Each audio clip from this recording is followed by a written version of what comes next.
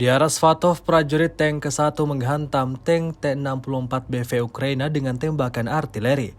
Rekamannya ramai beredar di media sosial Telegram pada Jumat 3 Februari 2023. Tampak dalam rekaman, dengan bantuan UAV militer Rusia ciptakan ledakan dahsyat pada posisi target.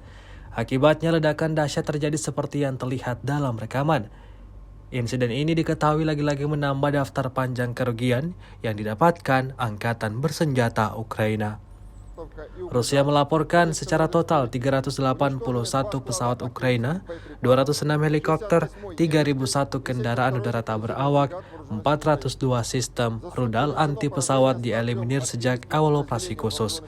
Sedangkan dari kubu Kiev, Kementerian Pertahanan Ukraina melaporkan 610 tentara Rusia dieliminir dalam 24 jam terakhir.